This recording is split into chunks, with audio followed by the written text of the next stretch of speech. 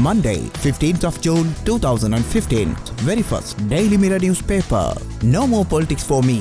Gotabaya. Former Defence Secretary Gotabaya Rajapaksa said he will not take part in politics again. He said so after attending a religious ceremony at temple in Udumbule Paduka yesterday together with several politicians, including Udayan Gammapila and Gamani Lokige. Mr. Rajapaksa said that while he was Defence Secretary, he had ensured that the people lived in peace and freedom and without fear. But I cannot speak about national security now as I am not informed by the intelligence services anymore, he said. Next headline, Lankan pedophile sentence reduced. A Sri Lankan passenger won his appeal and had his 1 year imprisonment reduced to 6 months in jail for molesting a 13-year-old girl while he was drunk on a plane, the Gulf News reported. November 2014, the 45-year-old Sri Lankan had allowed the Singaporean girl who was travelling alone to take the seat adjustment to his and groped her repeatedly while she slept. In March, the Dubai Court of First Instance sentenced the accused to 1 year imprisonment for the molesting the teenage girl. Next headline, Erik Solheim back in Sri Lankan affairs, shares experience in engaging the diaspora. The former Norwegian minister Erik Solheim, who acted as the peace facilitator between the government of Sri Lanka and the LTT at the time,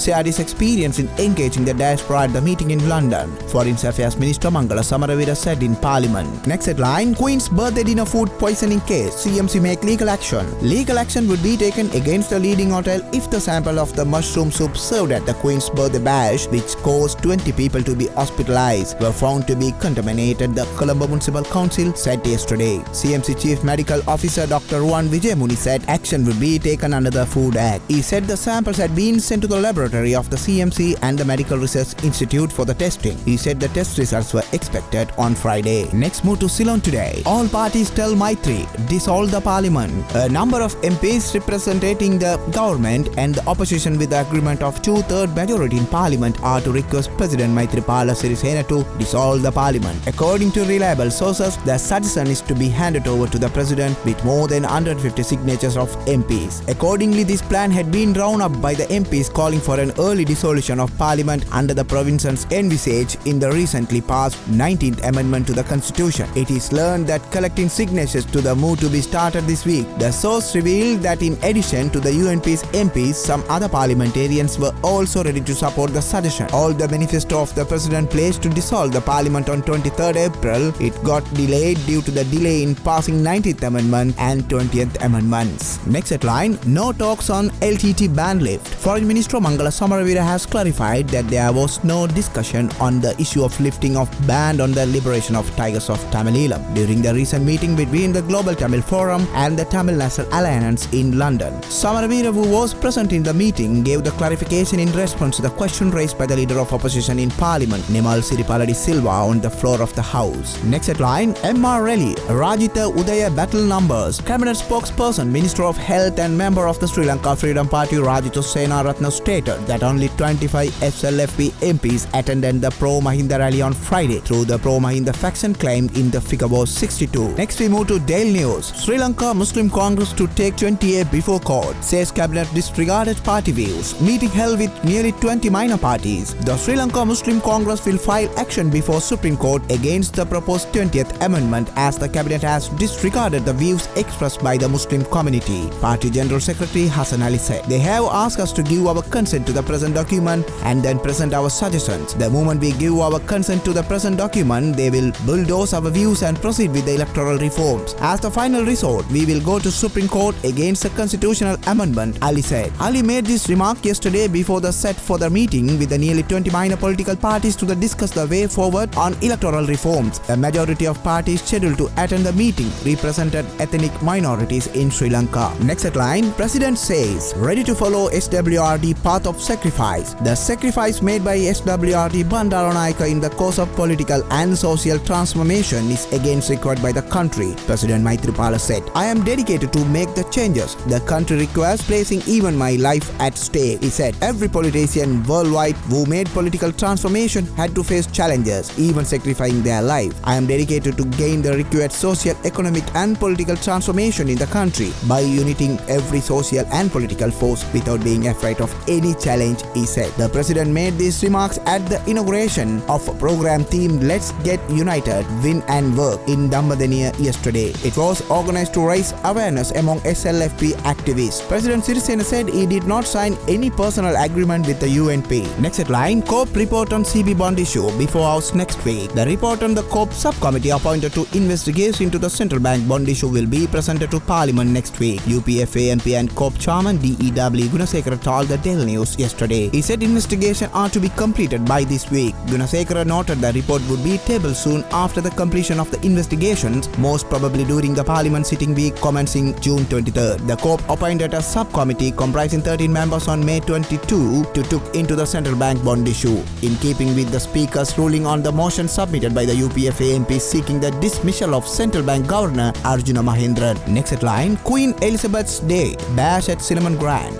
Doctors rule out food poisoning, gas leak from AC suspected. Patient accused hotel management. In a major development, specialist doctor treating patients who were hospitalized following an event at Cinnamon Grand Hotel in Colombo on Friday night ruled out a possibility of food poisoning. Most of the patients complained that they had cough and breathing problems when they consumed soup as the first course of the dinner. It was too early to decide it was food poisoning because such issues could also arise due to a gas leak from their air conditioning system. A doctor who treated patient told the Daily News on Sunday. They said symptoms of the food poisoning do not come as an immediate reaction. For instance, a person who shows signs of food poisoning does not collapse while consuming the meal. That's the headlines of today's newspapers. We'll meet tomorrow with more headlines. Until then, log on with Athavan News.